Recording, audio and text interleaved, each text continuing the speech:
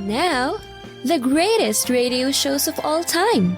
Suspense. The Shadow Node. Washington calling David Harding, counter-spy. Classic radio theater. The Great Gildersleeve. Fibber McGee and Molly. Dragnet. Gunsmoke. The Lone Ranger. Now, step back into our time machine with your host, Wyatt Cox. Good evening, friends of the Inner Sanctum. You gotta admit, Jackson Beck has a great voice, at least a very unique voice, as Philo Vance in this episode of the Philo Vance program from April 11th, 1950, and this episode is entitled The Nylon Murder Case. Let's see if Beck can run these people in. Yeah, I know. Bad joke. Why, you little twerp, I'll break it up, Doris. Now break it up. I said break it up. Oh. Sure enough gets excited, doesn't she, Grace? Oh, why don't you both stop? I won't have you two fighting, do you understand? Yeah. Only why you brought her in with us, I'll never know. There must be so many things you'll never know, dearie. Why pick on little old me? There she goes again, starting in. Oh, for heaven's that sake. phony accent and that phony blonde hair. Oh, the girl carries on. Now, that's enough. Oh, Both of you listen to me. Oh, she's such a... Doris, yeah.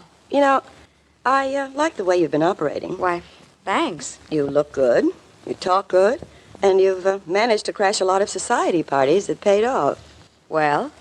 Well, we've been able to fence the stuff you've lifted, Doris, but what do we get for it? Only half of what it's worth. Well, what's... So let's skip that kind of petty stuff. Well, what do we do instead? Well, I've got something big on the fire. Very big. Huh. That the reason you imported this? I sure wish she'd leave poor little old me alone. Now, Doris, I've told you I'm sorry, Grace, but look, let me do one more job, will you? What's that? There's a blonde mink coat belonging to a Mrs. Williams that I want for myself. It'll be a cinch to grab, and I want it. Mrs. Marilyn Williams? That's right. Oh, you can never get into her house. Why, it's guarded better than Fort Knox. Oh, I've got a way. All right to try it? Okay. Go ahead. Sure, go ahead. Maybe you'll get caught, and then Grace and I wouldn't be bothered with you all. That did it. Grace, what's she doing here? Who is she, and what do we need this baby-faced dame for? Tell her, Gracie. Doris. Yeah. This, baby-faced dame is Sally Jo Russell. What? I've told you that we were going to branch out, and, we're going to need her. I brought her here because she's wanted. Not by me. No. No, not by you. By the police. For murder.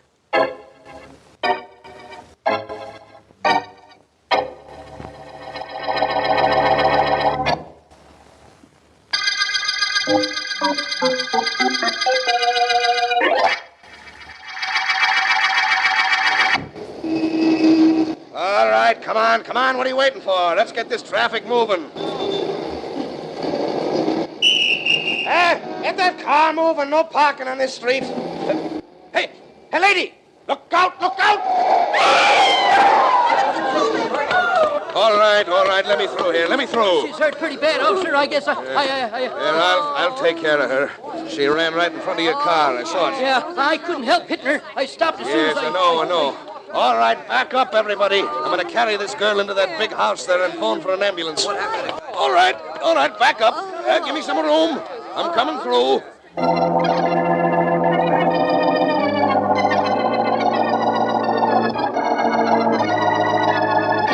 Yes, I know. You know, do you? That's fine, you know. What's that supposed to do, make me happy? I don't know. You know, you don't know. Fine satisfaction I'm getting from you. You're district attorney. Fighting crime is your responsibility. I'm only responsible for seeing that guilty individuals are convicted. Now, don't trade words with me, Markham. I've got connections, good political connections, as you well know. Yes, I've been victimized. All my friends have been victimized. There's a well-organized gang of thieves operating, You'll only and let me- you're doing nothing about it. I want something done. Yes, I know you do. Well, then do something about it, or you'll hear about it. Goodbye.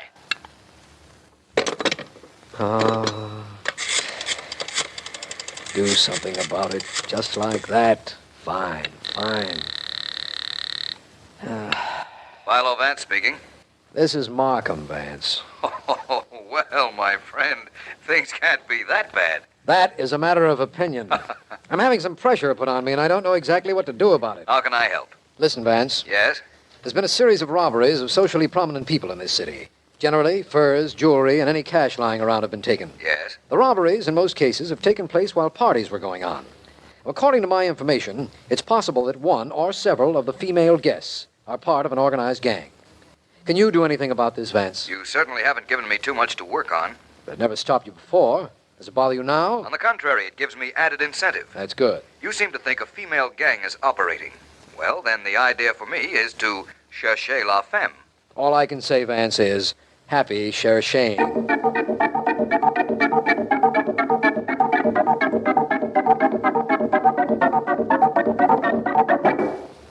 Like this coat, Grace? Yeah. Get a look at the bag. It's pretty, Doris. I always wanted Too one. good for whoever's wearing it, if you ask me. And nobody's asked you, Southern Now Comfort. stop it, both of you, before you get started. Okay. We've got some things to talk over. Uh-huh. Look, Doris. Yeah. I let you pull that job where you got the coat. But from now on, no more working solo. Well, I thought I did a pretty clever job. I pretended to get hit by a car, was carried into Mrs. Williams' house, and then while the cop was phoning for an ambulance, I grabbed the coat and went out the French windows. Seems to me the cop could describe you pretty well. But of course, what would little old me know? Little old you would know nothing. I kept my arm over my face when he carried me into the house. I wore a blonde wig. Oh, fine description he'll be able to give. Oh, you probably did something stupid. Darling. Grace, I've taken all I can from this dame. I'm going to tear her apart little Well, by you're mighty little. welcome to try. My hair. Let go of my hair. I'll let go. I'll rip it out. Stop it, you two. I'll Do you hear stop me? it when I Stop it. scratch my name on her face, you little twerp. Pick it up. If I ever get this gun out of my You handbag. don't move there. I'll Give it to me. Give me that gun. No. There. All right, now, both of you. I said stop, and I mean stop. She tried to kill me. She tried to shoot me. You think I was going to stand there and get scalped? All right, no, I won't have any more of this. I'll fix you. Gotta stop once and for all. Because we've got a job to do. A job all three of us are needed for. Yeah? And it's a big job. The biggest we've ever tried. Now, listen to me. I'll listen, Grace.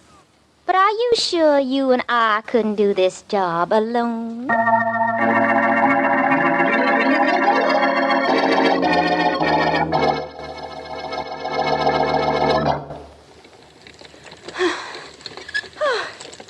Oh, how many more times do I have to push these pedals? Oh, please continue, Mrs. Williams. It is excellent for the figure. Already I can see an improvement. I'm tired. Pushing these pedals and going no place isn't my idea of fun. Oh, give me a massage, Florette. Yes, Mrs. Williams. If you will come over here to the table and lie down. Best suggestion you've made all day.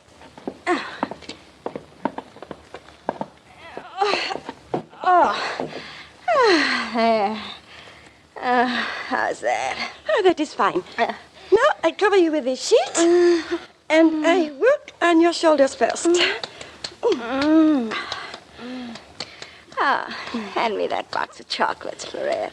Oh, but Mrs. Williams, your figure. Oh, I've got to give you something to work off, don't I?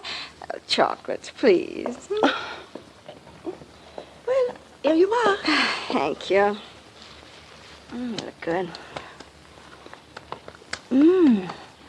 I wonder if the police found that girl who stole my fur coat. We would have heard, I'm sure. I guess that's right. Oh, what could that be? I find out. I will be right back. You'll have to hurry on my account. I'm enjoying myself. Well, who was it for it? I do not know yet. Yes? Well, who was it? Wait here. It was a man outside. His name is Philo Vance. The butler told him you were up here, so he came up. What was that name again? Philo Vance. He is private investigator. He read about your coat being stolen, and he wishes to talk to you about it. Is he attractive? Oh, yes, madame. Very. Well, let him come in by all means. Yes. Oh, come in, please. Thank you. Hello, Mrs. Williams. I'm Philo Vance. How do you do, Mr. Vance? Chocolate? No, thank you. You don't mind if I have... Oh, go right ahead. Thank you. Mrs. Williams, your fur coat was stolen. A woman faked an accident, was carried in here, and she took the coat and disappeared while the policeman was calling for an ambulance. You read about it in newspapers? Yes. Will you tell me what the woman looked like? I haven't the slightest idea. Oh, sure. Policeman carried her into my room, left her there to make the phone call. By the time he came to tell me I had company, she'd vanished. I see. I thought perhaps you might be of some help, but apparently I was wrong. Oh, I'm sorry. Oh, can I get you something to make up for it? No, thank you very much. I have my massages at the club. Oh, Vance, there is something I didn't tell the police that maybe you'd like to know. Yes? No, a woman, whoever she was, took a pair of stockings that belonged to me. In addition to the coat, she left a souvenir of one torn stocking of her own. She left one stocking here? That's right. Well, I'll have Florette get it for you if you like. Yes, it's indeed. Ripped, but it might mean something to you. It certainly might, Mrs. Williams. When she left her one stocking, our thief made her one mistake.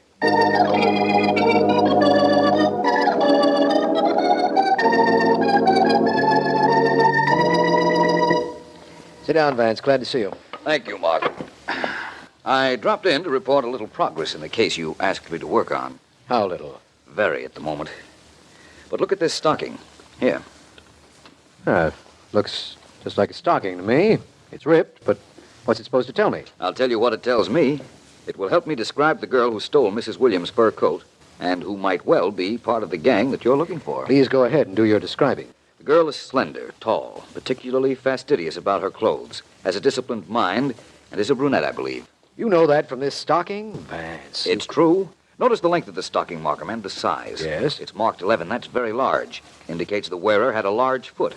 Hence, I believe she's tall. Now, what's this about being fastidious in her dress? She took the time to steal a pair of stockings from Mrs. Williams' room, even though she was in a hurry to get out, because she didn't want to be seen on the street with a ripped stocking. Uh-huh. And why is she a brunette? Because the policeman who picked her up said she was a blonde. The woman was careful to shield her face. The blonde hair was obviously used as a decoy. I agree with everything so far. But you claim she has a well-disciplined mind. Yes. How can you possibly say that? The fact that she left only the ripped stocking at Mrs. Williams' house. Markham, she took with her the other stocking she was wearing. What good will one stocking do her? And how does that explain that she had an orderly and well-trained mind? I'll let you know as soon as I know whether I'm right or not. At the moment, I'm going to see whether or not I can find her. And only one thing disturbs me about that. And that is? I haven't the slightest idea where to look.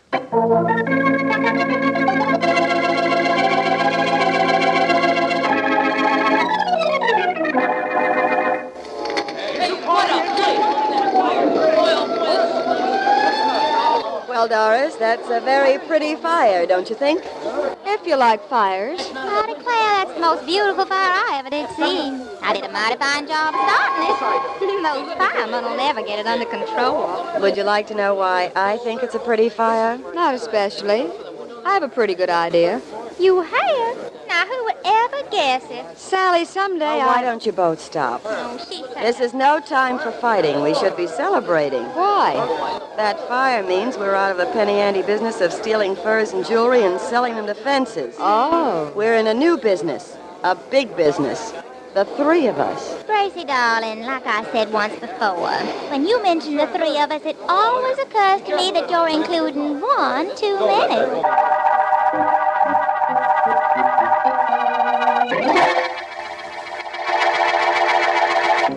April 11th, 1950, Philo Vance on Classic Radio Theater with Wyatt Cox. Now on Classic Radio Theater with Wyatt Cox, Philo Vance, April 11th, 1958.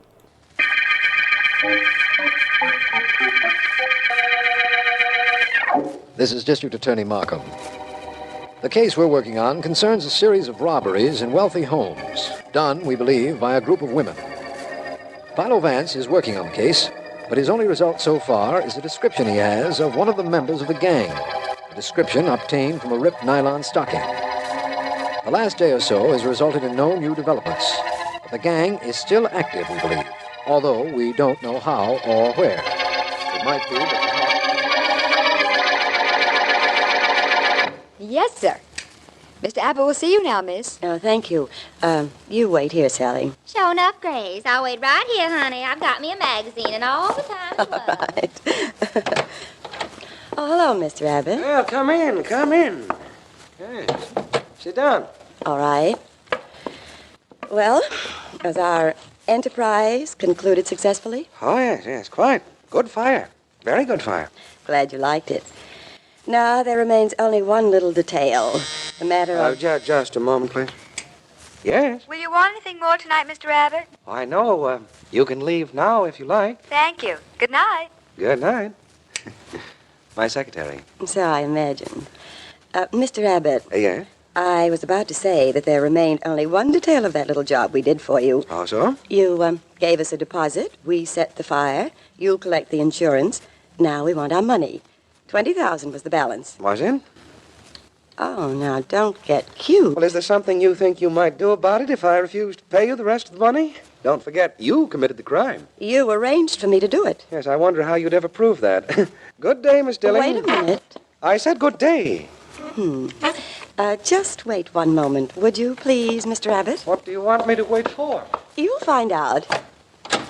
Sally, Yes? come in here a minute, will you? Oh, I sure enough will. What is it, honey? Sally, Yes? Mr. Abbott doesn't think he has to pay us the money he promised for setting the fire. Oh, he doesn't. Convince him, Sally. Now, look here. Neither of you can threaten me. I could put you both in... That gun. I don't think he's convinced, Sally. He's talking about putting us in jail. He is. Well, I declare.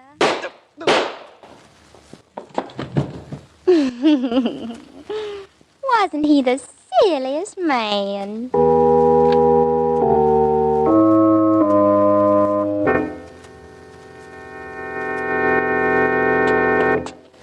Abbott's office was on the second floor of this building, Vance.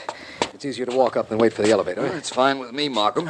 You've been shot twice, eh? And the cleaning woman found him dead. That's right. Our homicide department checked with his secretary, but after telling us that there were 2 women in the office when she left and mentioning some other minor details, she got hysterical. All I hope is that one of the girls fits the description I gave you, Markham. The one I got from the ripped nylon stocking. Vance, this is one of the few times you were completely wrong.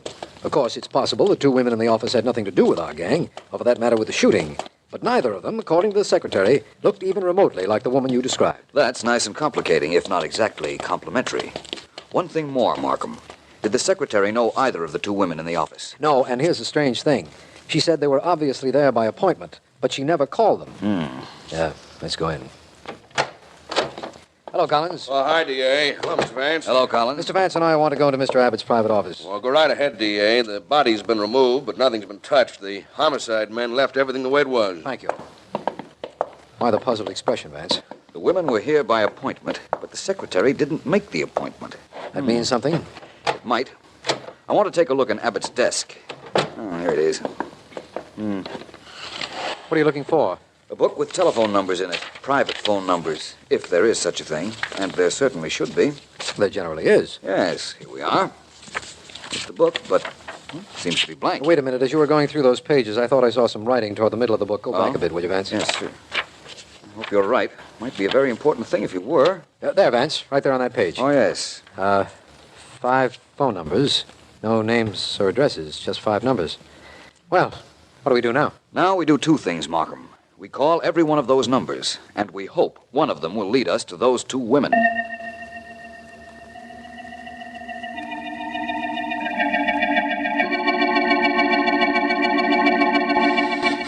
Wait a minute.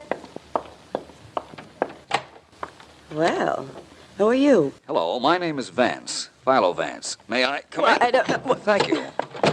What do you want? Some information. May I sit down? Thank you. You take an awful lot for granted. Yes, don't I? Your name is Grace Dilling, isn't it? I found your phone number. You think there's a reward for returning it? The only reward I expect is satisfaction. I think... Who was it at the door? Oh, company. Come in, please.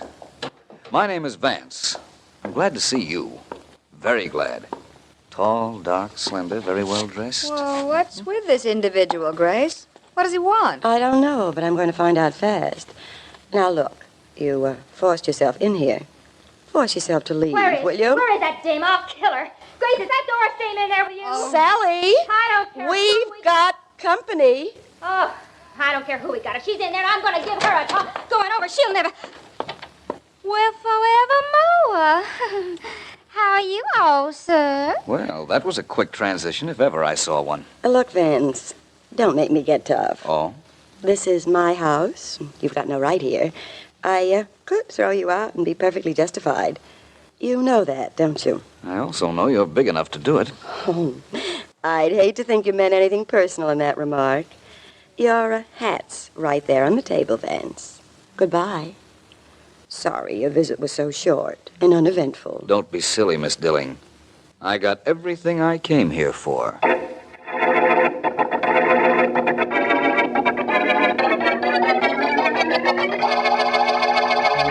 April 11th, 1950, Philo Vance on Classic Radio Theater with Wyatt Cox. The conclusion follows these messages from your favorite station.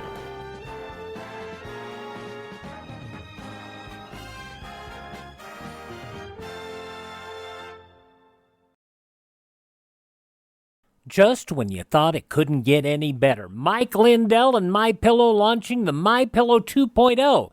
Now, when Mike invented MyPillow, it had everything you could want in a pillow. Now, nearly 20 years later, he's discovered a new technology that makes MyPillow even better. Of course, the patented adjustable fill of the original MyPillow, but now with brand new fabric with a temperature-regulating thread, it's the softest, smoothest, and coolest pillow you'll ever own. Say goodbye to tossing and turning and flipping your pillow over in the middle of the night. And more great news on the MyPillow 2.0 buy one, get one free offer with my promo code Wyatt.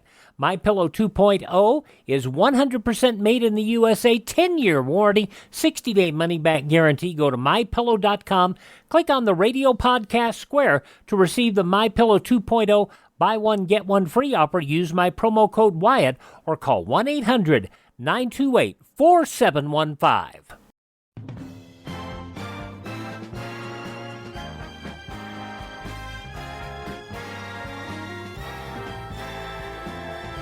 Now on Classic Radio Theater with Wyatt Cox, the conclusion of Philo Vance, April 11th, 1950. How are you making out with that window, Vance? I can handle it, I think. The trick is to do it without making too much noise. All three of the women are downstairs. I know. We saw them through the window. I got down here as soon as I could after you phoned me. Here we are. Oh, this window would squeak, wouldn't it? I don't think anybody heard it. Go on into the room, Vance. This ladder is shaky. I'm practically in. There. Come on in, Markham. I'll give you a hand. There we are. Made it. Here's the flashlight, Vance. Throw the beam at the dresser drawer. That's it, Markham. Now, if we're in the right room, the room of the girl called Doris, this case is almost over. Well, this is her room, all right. Here are a couple of letters to Doris Taylor, this address. And there's a single bed in the room, so she stays here alone. I'm proud of you, Markham. Now look for some stockings. Stockings? Yes, they won't be in this drawer. Oh, what's in this box? It looks like the stocking box my wife has at home. That's what it is. I told you the girl had a well-disciplined mind. Stocking box proves it. 6 pair of stockings, Markham. None of them new, and all of them rolled up. This roll looks larger to me than the others. That's what I was hoping to find. Unroll it, Markham, and you'll find 3 stockings, not 2. Well, that doesn't prove these girls are the ones we're looking for, but it's enough to set the stage for a little scene I think you'll enjoy.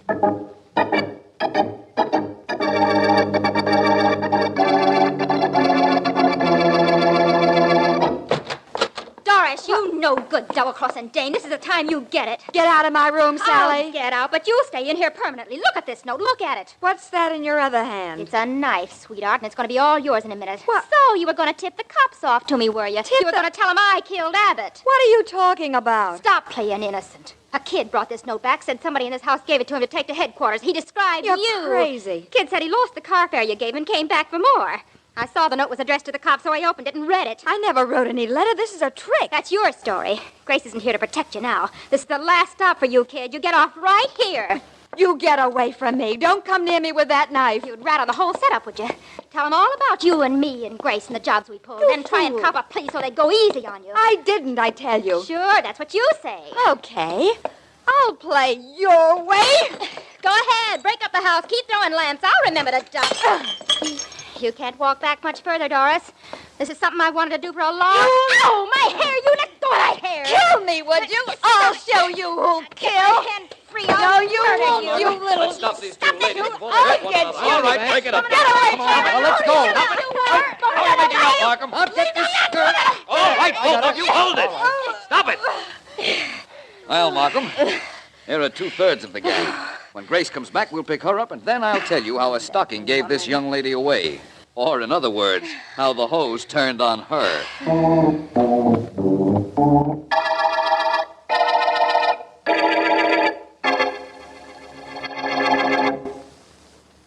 To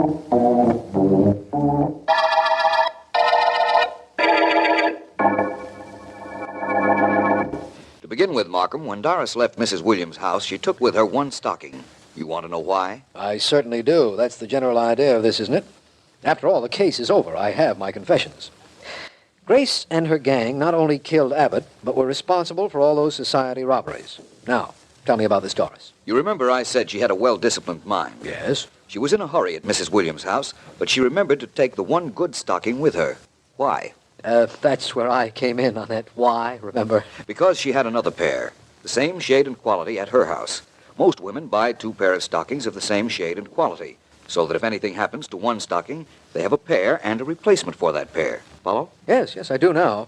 Doris thought of that even when she was in a hurry to leave the Williams house with Mrs. Williams' fur coat. Right. Now we get on a little further. We found 5 numbers in Abbott's book. You called all 5, found a legitimate connection between Abbott and 4 of the numbers. So I went to call on the name and address of the 5th. I know you did, but what happened there that let you set the trap? I found there was a big feud going on between Doris and Sally. I knew Doris wasn't at Abbott's office. His secretary didn't describe her, remember? So I thought of the note idea, hired a neighborhood boy, and told him what story to tell Sally when he brought the note back to the house. Who wrote that note? My secretary, Ellen. Got a big kick out of it, too. Well, I guess there's nothing more to tell you, Markham, except that finding that 3rd nylon in Doris' stocking box after you and I climbed in the window confirmed my theories, and we were there later when Sally brought in Ellen's note. That's right. You actually broke the case after we got to the top of the ladder. Yes, after we got to the top of the ladder, we came to the end of the Nylon Murder Case.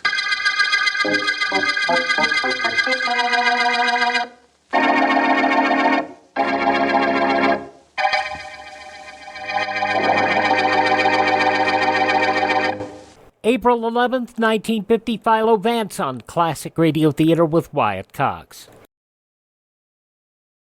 Now on Classic Radio Theater with Wyatt Cox, we have another part of the yours truly Johnny Dollar story, the Laird Douglas of Heatherscote matter. This, part 3, was originally broadcast April 11th, 1956. From Hollywood, it's time now for Johnny Dollar. Lieutenant Steve Howard, homicide. I found word to call you there at your hotel. Right. I'm an insurance investigator, Lieutenant, and... Yeah, I've heard of you. Can I help you? Well, I understand you're the man who handled a murder case at the Bala Kinwood dog show last year. That's right. We're still working on it. Oh, fine. Like to look over the setup for an attempted murder? Oh? Of who? Me. Stay right there, Mr. Dollar.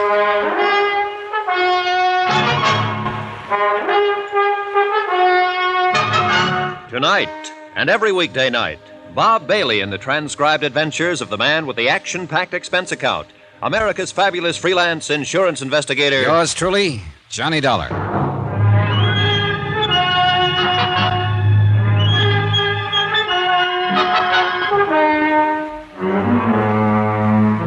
Expense account submitted by Special Investigator Johnny Dollar to the Philadelphia Mutual Liability and Casualty Company.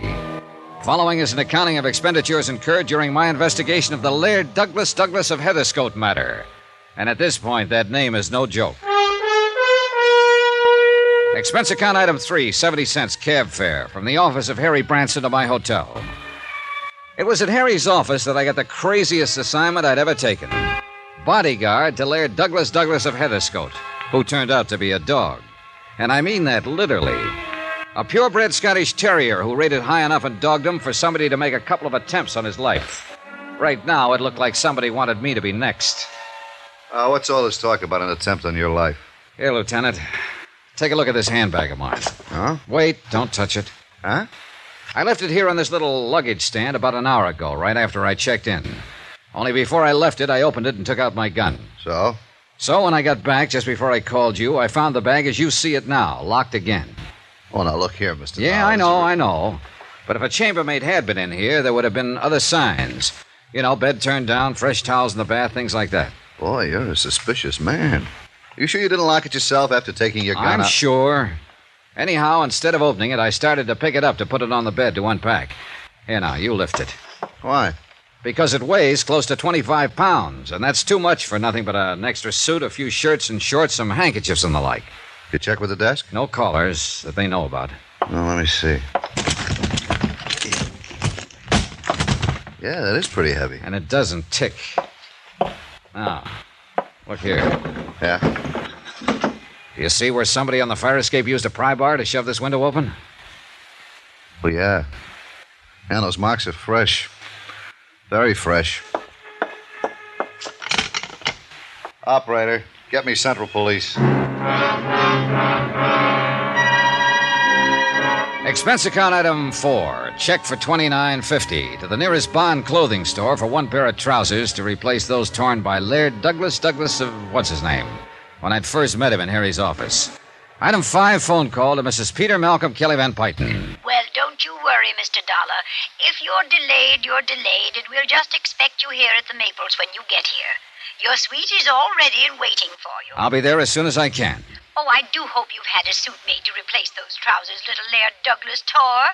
Why don't you have a couple of suits made and just charge them to me? Thanks. Maybe I'll get around to that. Goodbye, Mrs. Van Pyton.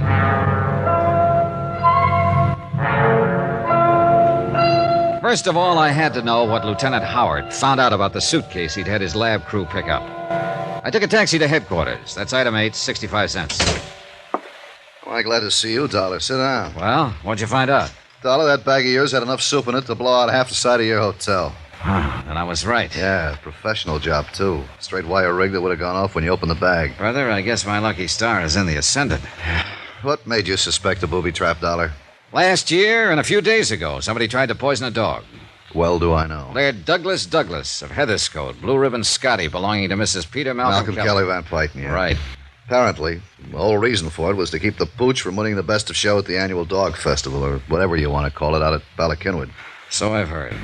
I think it was more than that. Oh, wait a minute. Now, don't tell me you subscribe to the idea that if the dog were to die, Mrs. Kelly Van Pyton would probably kick off, too. No question about it. Okay. Well, you don't know her yet, or you wouldn't be so skeptical. Her whole life revolves about that dog. And her money, of course. From what I've seen, she just throws that away. Of course she does. At least in small quantities. You know, 1,000 or 2 here or there, or even 100,000 to some school or library or something where it'll show. But even that's only a drop in the bucket to her. Lieutenant, I don't quite see what you're driving at. Well, she is one of the remnants of a class in this country, fast dying out, thank goodness, that for generations has been cultured and conditioned into thinking that money is everything, that their whole destiny is to control vast industries, lands, railroads, oil, shipping, and people. People, Dollar, by means of their sheer financial prowess. But I thought our present tax situation... Yeah, sure, their day is almost done, but the few who are still around, like Mrs. Kelly Van Pyton, are hanging on for dear life, trying to add to their power. Hey, Steve, you make a sweet, gabby, eccentric old lady sound like an ogre. She is, no question. I'm sure she doesn't realize it. Simply because this whole attitude has been so thoroughly ingrained into her all her life? That's right. Oh, well, we'll see. Yeah, you'll see. Well, look, let's get to the point. Who do you think might be trying to get rid of the old lady? I haven't the least idea. Well, no family, relatives? Only living relative is her nephew, Warren Staley. Ah. Nothing. You sure? Haven't been able to pin a thing on him. Where can I find this Warren Staley? At the Maples. He lives there with her, huh? Yep. And you're sure he would be her only beneficiary? Yep. Uh-huh. Good luck, Dollar. Lieutenant Howard seemed to know what he was talking about. Nonetheless, I decided that the nephew, Warren Staley, would at least be a start. And the sooner I could move in at the Maples, the better. Item 9, $7.80 cab fares back to my hotel and out to the Maples in the suburb of Germantown. When I first saw the place, I could hardly believe my eyes. It looked like a regular castle perched atop a small hill. Even the gatehouse, nearly half a mile from the mansion, was big enough to house several families. But the mansion itself, wow. A rather stuffy-looking butler, after practically climbing up my family tree, escorted me to the reading room. Mrs. Kelly Van Pyton, and guess who? Whoops! Oh, easy now, Doug. Oh, Mr. Dollar, I'm so glad you're here. And look, he remembers you. Yeah, Isn't that sweet? Yeah, it is. Attaboy, Doug. Easy Oh, now. and please call him Douglas. Huh? After all, the name Doug sounds so common, doesn't it? Oh, you really think he cares, Mrs. Van Pyton? Oh, you're joking, aren't you? Yeah. Mr. Branson said you had quite a sense of humor. dumb boy. Now, did Hastings show you to your suite? The butler? No, but he took my things. Then I'll show you. I'm sure you'll love it and be quite comfortable. This way, please. Yes. You coming, Douglas? Yeah, attaboy. Do you see how happy he is having you here? I am too, Mr. Dollar. Now we just... Oh, Warren, darling. Huh? Hello, Santa. Mr. Dollar, this is my little nevy, Warren Staley.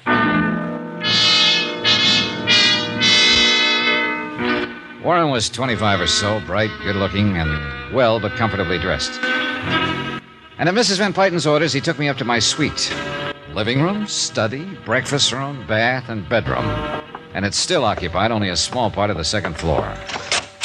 Now, here next to you are Dougie's rooms. Wow. One for sleeping and one for eating. Can you tie that? The dining room for a dog.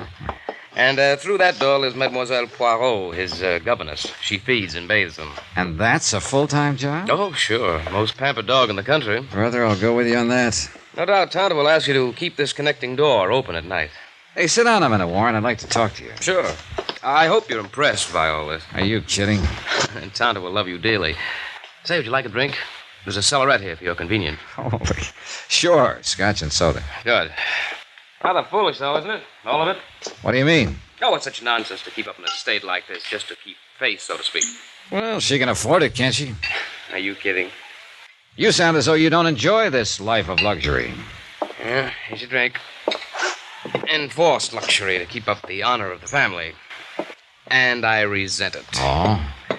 Without ever having to lift a finger, do an honest day's work. When she's gone, I'll be one of the wealthiest men in the country. That's bad, huh? Do you think it's strange that a fellow would like to stand on his own feet for a change, make something of himself, by himself? Well, why not just pack up and leave? You don't know Tonto. No, I guess I don't. Oh, it's really more than that.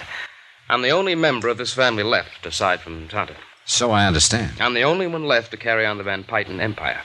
Drink up. Wait a minute. Branson used that term, too. Yes, empire. Not only enough security to sink a battleship, but controlling rights in steel, utilities, and most important of all, Eastmoreland oil. I see. And what's most important about that is that I'll survive to keep control of Eastmoreland from Kenworthy. Harrison R. Kenworthy. Yeah? There's been a battle over Eastmoreland oil for generations between the Van Pytens and the Kenworthys. Say, tell me, does Kenworthy have any heirs? One. His son, Ronald. I see. What sort of a fellow was he? Good friend of mine. We waste a lot of our time together. Oh, drink up, Mr. Dollar. I'm ready for another, and you haven't even touched yours. Yeah, well, listen. I'm going to lay some cards on the table. Shoot. Somebody's been trying to get at Laird Douglas, the dog, presumably as a way of getting at your aunt. It's true. If anything would have happened to little Dougie... Okay. I'll take your word for it. Now, because of the intense rivalry between your aunt and Kenworthy, or rather between Laird Douglas and his pup, Lady O'Diddy's Mimi, or whatever her name is. Anyway, Kenworthy should be number one suspect. When you know him, you'll cross him off your list. So Lieutenant Howard has told me. But, go on. All right. As sole beneficiary of the Van Pyten Empire, as you call it, you come in as fast number 2 on the list. I can understand that. But unless everything you've told me is a fancy fairy tale to throw me off, then... Everything I've told you is true, Mr. Dollar. Hey, what's the matter with you? Nothing. Go on. Okay. And mind you, Warren, I'm not forgetting for a minute that there's been a couple of murders involved in this whole screwy business, plus an attempt on my own life. Attempt on your... Dollar? Hey, what gives you? Are you plastering on a little over one drink?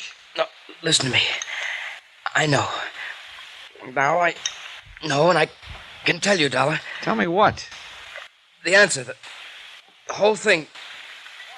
Dollar!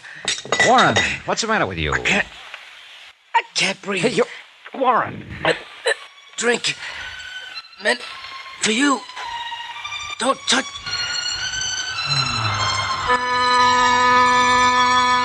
He died without another sound. I carefully sniffed the drink that had been poured for me, gingerly tasted it. Nothing that I could spot. Yeah, poor Warren had probably been right. Whatever it was had no doubt been meant for me.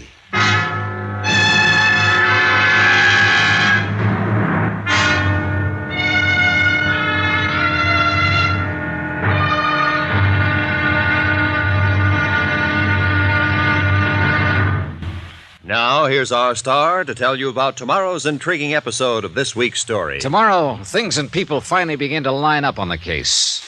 Just well enough for it to blow sky high. Join us, won't you? Yours truly, Johnny Dollar.